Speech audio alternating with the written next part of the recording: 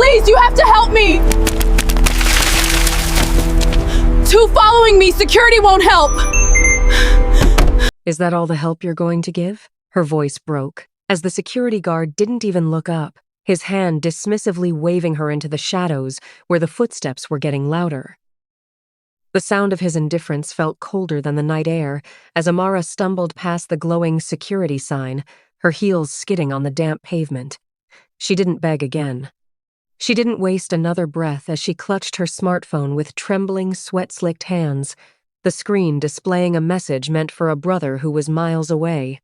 Her lilac blazer fluttered like a target as she rounded the corner of the dark sedan, her eyes wide with a frantic realization. She stayed moving, her heart hammering against her ribs with a rhythmic terror, as if she sensed something Trent and Bryce didn't. Because the moment the guard turned his back on her, the heavy door of the black car was already unlatching, and the man, stepping out into the dim light, possessed a darkness that the two men behind her couldn't even fathom. Amara's lungs burned, each breath a sharp intake of cold, ozone-heavy air that tasted of impending rain. The heels of her professional shoes clattered against the pavement, a frantic, uneven rhythm that betrayed her terror as she reached the glass-walled security booth. Inside, Noah Lindstrom sat bathed in the clinical blue light of a dozen monitors, his posture relaxed, his eyes fixed on a handheld game. "Please." Amara gasped, her fingers curled like claws against the cold glass.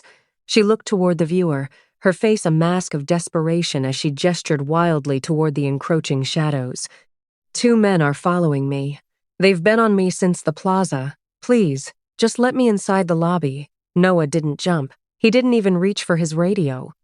He slowly tilted his head, his white uniform shirt crisp and undisturbed, his dark epaulets sharp under the fluorescent lights. He looked at Amara, then looked past her at the two figures slowing to a predatory stroll just out of the light's reach. To Noah, she wasn't a woman in danger. She was a complication at the end of a long shift. He saw the lilac blazer and the frantic movements and filed her under hysterical, a mess he had no intention of cleaning up. "It's a public walkway, ma'am," he said, his voice muffled by the glass but dripping with a bored, practiced indifference. He raised one arm, not to point her towards safety, but to wave her away from his station, as if shooing a persistent bird. "Unless they've actually done something, I can't intervene. Keep moving. You're blocking the entrance for authorized personnel. They're going to hurt me," she screamed, the sound echoing off the concrete. But Noah simply looked back down at his game, the security sign above him flickering with a cruel irony. The rejection hit Amara harder than a physical blow. The very man paid to be a shield had turned into a wall. The isolation was sudden and absolute. She realized then that in this corporate landscape of glass and steel, she was completely invisible. Her hand, trembling and slick with sweat, gripped her smartphone tighter. She didn't have time to argue or beg a man who had already decided her life wasn't his problem. As Trent and Bryce fanned out, their aggressive postures silhouetted against the neon pinks and blues of the city, Amara turned her back on the booth. With one final, desperate look at the screen, she sent the text a digital scream into the void, unknowing that miles away, the steering wheel of a dark sedan was already turning in her direction. The interior of the dark sedan was a sanctuary of silence, smelling of expensive leather and the faint, bitter edge of espresso. Han Min-jae sat behind the wheel, his formal navy suit jacket straining slightly across his shoulders as he navigated the grid of the city's upper district. His expression was grim, a mask of focused detachment that had served him well in a world where a single lapse in concentration could mean a knife between the ribs. To the world, he was a ghost in a tailored suit. To the underworld, he was the inevitable consequence of a debt unpaid. The vibration of his phone against the center console was a dull, intrusive thud in the quiet cabin. He didn't glance at it immediately. In his line of work, messages were rarely a source of comfort. But the device pulsed again. Then a third time, a rapid-fire sequence that suggested a panicked urgency. With a fluid, practiced motion, he picked up the device. The text on the cracked screen was a jagged contrast to the orderly life he maintained. "2 men are following me. Security won't help. Please." Min-jae's eyes narrowed, his gaze sharpening as he processed the words. He didn't recognize the number, and the area code was a digit off from his usual contacts. It was a mistake, a lifeline thrown blindly into the dark that had accidentally snagged on a predator instead of a savior. Most men in his position would have deleted the thread and kept driving toward their own dark business. But Min-jae found his thumb hovering over the screen. He looked out the windshield at the corporate plaza he was currently passing, the very one where the security sign flickered with a tired, blue light. He saw the silhouettes of the buildings and the long, predatory shadows of the alleys. He knew that plaza. He knew exactly the kind of security that worked there, the kind that looked the other way for a quiet shift. A cold, calculating curiosity flickered in his chest.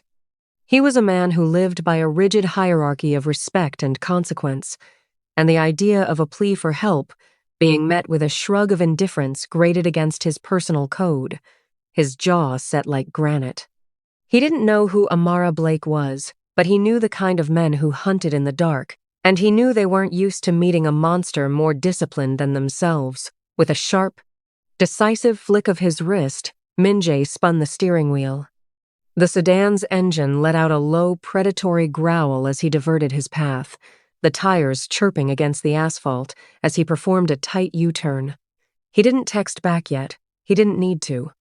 He simply adjusted his tie, his dark eyes locking onto the distant glow of the plaza with a lethal intent. The wrong number had just reached the right man, and the night was about to get much louder.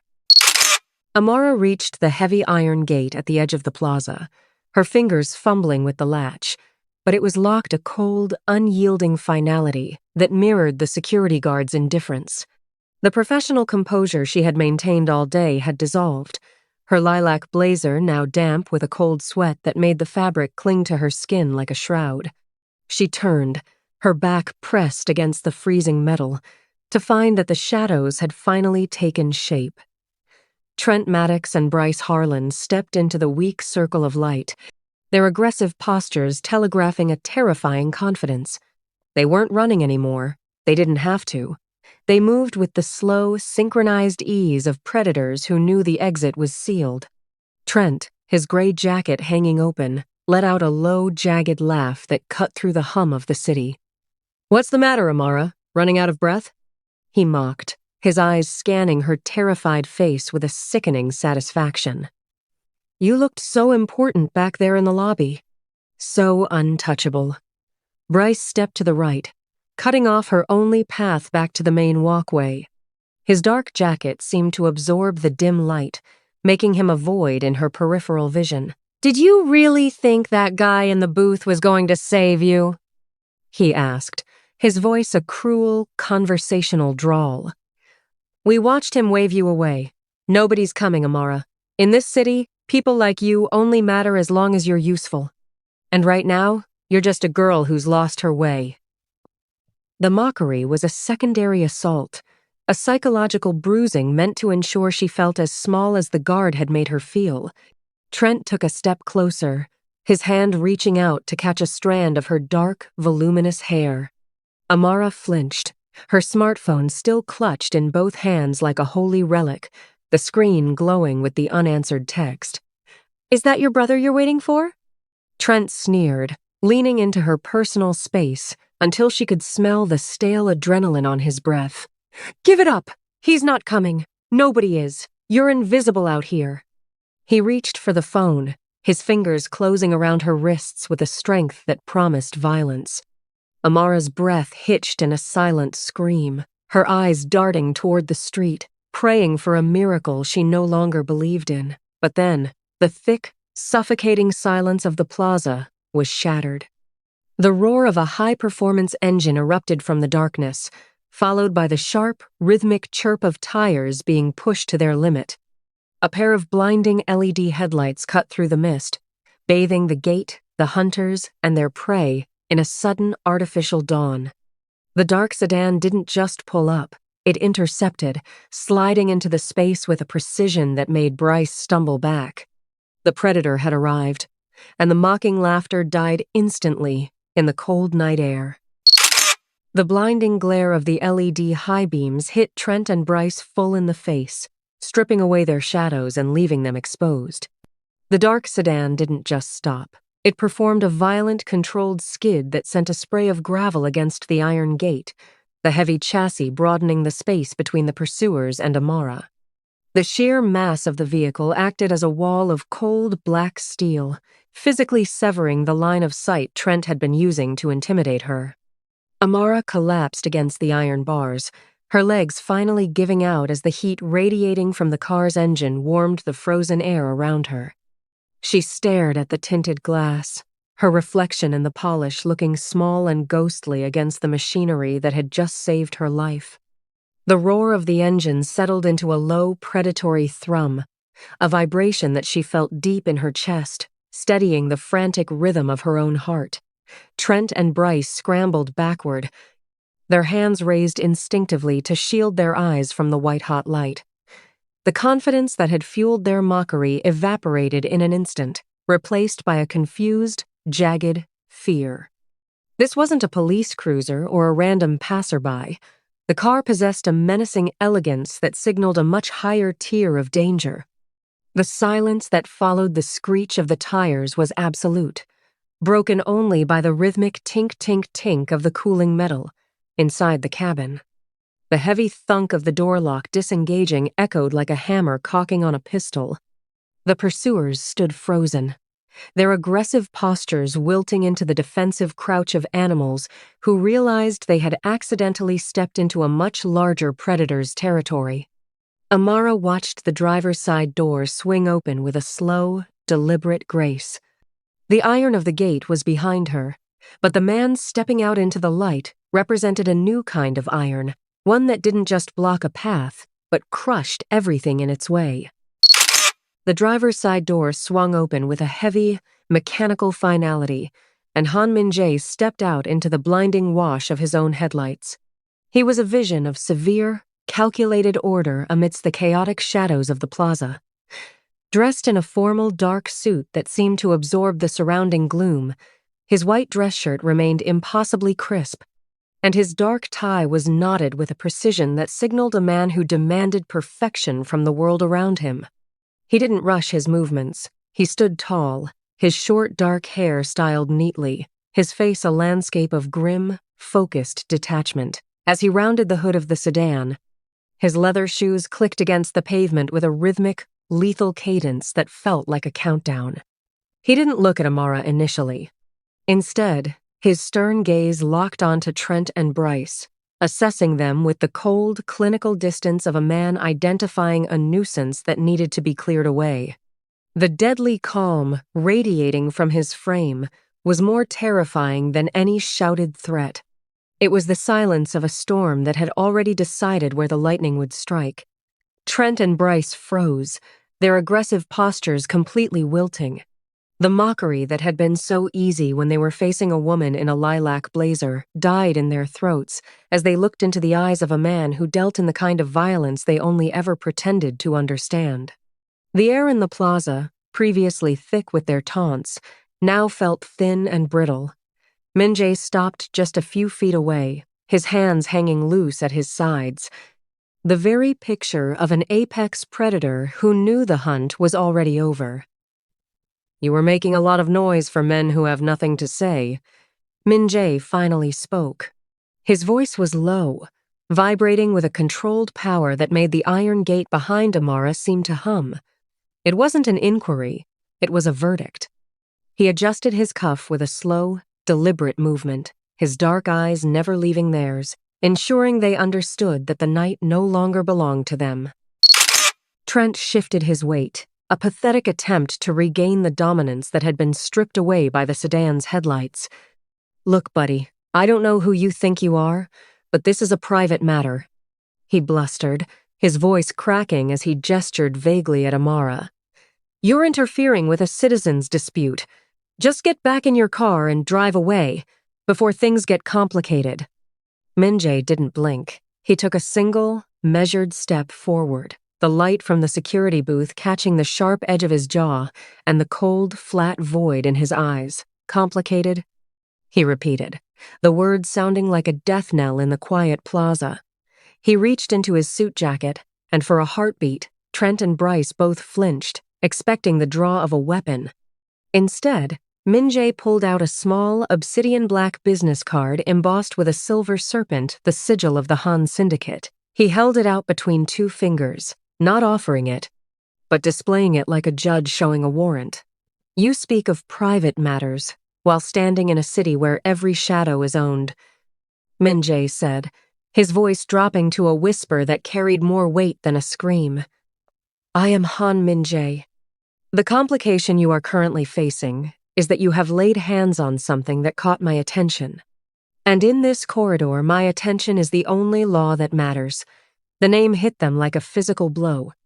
The urban legends of the man who had unified the southern ports through sheer, calculated ruthlessness weren't just stories, they were standing 5 feet away in a tailored suit. Bryce's knees visibly buckled, the aggressive posture he'd held minutes ago collapsing into a trembling, primitive fear. He looked at the card, then at the stone-faced man behind it, and realized they hadn't just cornered a woman, they had accidentally summoned a god of the underworld. We didn't know, Bryce stammered, his hands coming up in a frantic, pleading gesture. We thought she was alone. We didn't know she was. We didn't know you. That is your sin, Min-jae replied, his expression remaining terrifyingly still. You prey on the perceived weakness of others, never realizing that the world is much smaller than your ego. He turned his gaze to the security booth, where Noah Lindstrom was finally standing up, his face pale as he recognized the car and the man. And you are about to learn that there is always a larger monster in the dark. Min-jae turned his back on the trembling pursuers, his movements as fluid and deliberate as a predator shifting focus to a secondary target. He walked toward the security booth, his expensive leather shoes crunching on the gravel with a sound that felt like a countdown in the sudden silence. Inside, Noah Lindstrom stood frozen, the blue light of the monitors now casting a sickly, pale hue over his terrified face as he finally recognized the man standing before his glass cage. Min-jae stopped inches from the booth, his presence looming over the small structure until it felt like a fragile toy. He didn't shout, he didn't need to. He merely leaned in, his dark eyes fixing on Noah through the glass with a surgical coldness that made the guard's hand shake as he reached for his radio. The uniform you wear is a promise, Min-jae began, his voice a low, vibrating silk that cut through the booth's insulation. It is a promise of protection, a promise of order. When a lady comes to you with terror in her eyes, begging for sanctuary, you are the thin line between her and the abyss. Noah tried to stammer out an excuse, his voice cracking under the weight of Min-jae's glare. I thought it was just a domestic dispute. I didn't want the paperwork. You chose convenience over a human life, Min-jae interrupted, his tone flat and clinical. In my world, failure to perform a duty isn't a clerical error. It is a betrayal of the hierarchy. You stood in the warmth of your booth and watched her be hunted like an animal, waving her away as if her life was a nuisance to your shift. He tapped a single knuckle against the glass. A sound as sharp as a gunshot. There is a cost for being a spectator to cruelty, Noah. Tonight, you will realize that the safety you feel behind this glass is an illusion. When the sun rises, you will find that your career, your reputation, and your peace of mind have been excised from this city. You are no longer a guardian. You are a witness to your own obsolescence. Noah collapsed into his chair, his spirit breaking as he realized that the man before him was not just a threat, but the end of the life he knew. Min-jae straightened his tie, the lesson delivered with the terrifying efficiency of a man who knew exactly what a life was worth. He turned back toward Amara, leaving the guard in the flickering blue dark, a ghost in a white uniform. Min-jae turned his back on the booth, his silhouette cutting a sharp, dark line against the flickering neon of the plaza. Trent and Bryce stood paralyzed, their aggressive postures now completely hollow as they watched the man who owned the city's shadows approach them once more. There was no wasted motion in Min Jae's stride. He moved with the unhurried grace of an executioner. "You have 5 seconds to realize that your existence in this city has just reached its expiration date," Min Jae said, his voice dropping to a terrifying conversational low. Trent, driven by a final, desperate instinct to prove he wasn't as small as he felt, lunged forward with a jagged cry. Min Jae didn't flinch. He moved like water fluid, inevitable and devastating. In one blurred motion, he caught Trent's wrist, the sound of snapping bone echoing off the cold corporate glass like a dry branch breaking in winter. Before Trent could even scream, Min Jae delivered a precise, open palm strike to his solar plexus, driving the air from his lungs and sending him crashing to the damp pavement. Bryce scrambled backward, his hands up, his face a mask of primal terror. He didn't even try to fight. He simply collapsed to his knees, sobbing as he looked at the obsidian business card lying near his feet. "I don't kill insects," Min Jae stated, looking down at them with a detached, clinical disgust. "I remove them. If you are still within the city limits when the sun touches these buildings, you will find out what happens when I stop being merciful." He didn't need to say more. The sheer weight of his presence, backed by the legend of the Han Syndicate, was a sentence of permanent exile. Trent, clutching his shattered arm, scrambled to his feet, and the 2 men fled into the darkness, their frantic footsteps fading into the distance until the plaza was once again silent. Min Jae didn't watch them go. He pulled a white handkerchief from his pocket, wiped a speck of dust from his cuff with deliberate care, and then turned his gaze toward Amara. The threat had been excised with the precision of a surgeon, leaving the air clear for the first time in 5 years. The stillness that followed was heavier than the chaos, a profound silence that settled over the plaza like ash after a fire. Min Jae stood with his back to the neon-drenched street, his silhouette a sharp, dark anchor in the shifting light of the city. He did not rush to comfort her. He did not offer empty platitudes. Instead, he waited, allowing the reality of her safety to take root in the space where terror had thrived just moments before. Amara pushed herself up from the iron gate, her lilac blazer wrinkled and her palms stinging from the gravel, but she found her footing with a newfound steadiness. She looked at the man who had answered a stranger's plea with the cold efficiency of a god. He was a lion, dangerous and untamed, yet for the first time in her life, she didn't feel like prey. She realized then that the wrong text had been a catalyst for the most honest moment of her existence. The world that had tried to make her invisible had finally been forced to look away. "You're safe now," Min Jae said, his voice low and steady, carrying a weight of protection that didn't require a uniform or a badge. He walked toward the passenger side of the sedan and held the door open, his expression as unreadable as the dark glass of the car.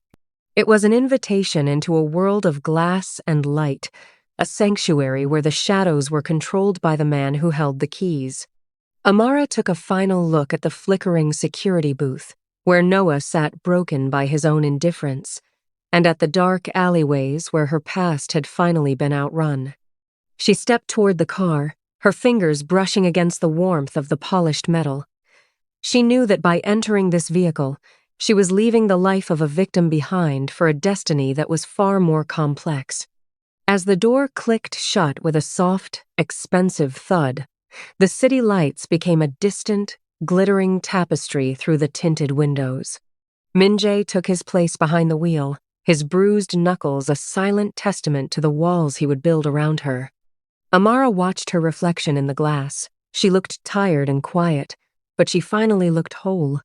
The storm had passed, leaving a peace that was full of everything she had survived and everything she no longer had to carry alone. She was home, she was seen, and for the first time, she was never looking back.